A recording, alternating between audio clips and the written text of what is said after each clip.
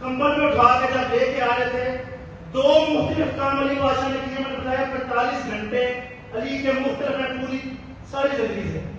غور کیجیے گا، بڑا ہے پیغام ہے. علی بادشاہ جب کھا کے بیٹے لے کے آ رہے تھے، دو کام علی نے کیے.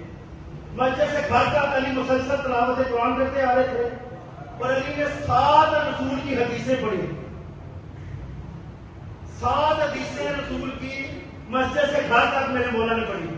اس میں 3 حدیثیں میں پڑھنے لگا. پہلی پڑھی کہ نبی نے فرمایا یا علی تیری مثال امت میں ایسے ہی ہے جیسے کعبہ کی ہے. یا علی تیری مثال امت میں ایسے ہے جیسے کعبہ ہے. دوسری علی بادشاہ نے حدیث پڑھی یا علی تیری نسبت میرے ساتھ وہی ہے جو ہارون کی موسیٰ کے ساتھ تھی، صرف میرے پاس نبی کوئی نہیں. اور تیسری حدیث علی بادشاہ نے پڑھی یا علی انت تقسیم النار والجنہ، علی تو جنت اور جہنم کو تقسیم کرنے والا. یا علی کیا وجہ بن گئی آپ حدیثیں کیوں پڑھ رہے ہیں؟ تو میرے مولا کے بعد ہے کہ پیغام دیجیے گا علی کی زندگی کے لمحات ہے.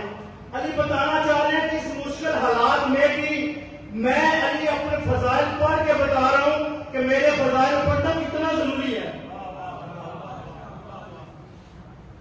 اور دنیا کو بتانا چاہ رہا ہوں کہ میرے اتنے فضائل ہونے کے باوجود نہ مجھ سے علم لیا گیا، نہ مجھ سے حکمت لی گئی، نہ مجھ سے ہدایت دی گئی، نہ میرے مقام کو سمجھا گیا. اور علی بادشاہ کا گلہ ہے کہ مجھے ایسے کے ساتھ بنایا گیا کہ جس کا مقابلہ بنتا ہی نہیں. اور علی پیغام دے رہے ہیں کہ میرا اتنا مقام نبی نے بتایا، اتنا میرا مقام ہے.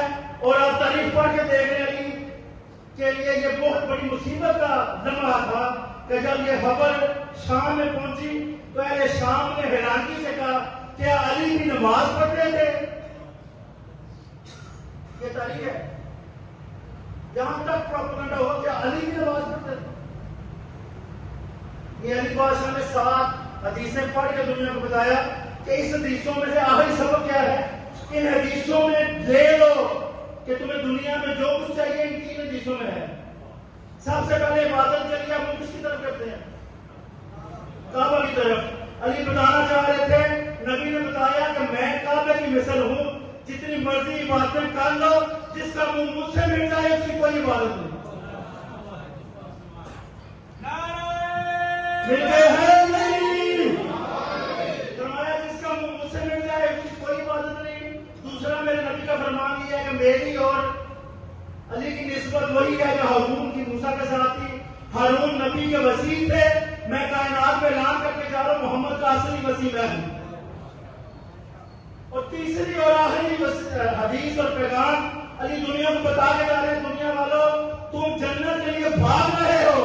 میں آخری وقت تمہیں نبی کا فرمان سنا کے جا رہا ہوں کہ جس جنت کے لیے تم بھاگ رہے ہو اس کے لیے میرے نبی نے فرمایا تھا علی جنت کو تو تقسیم کرے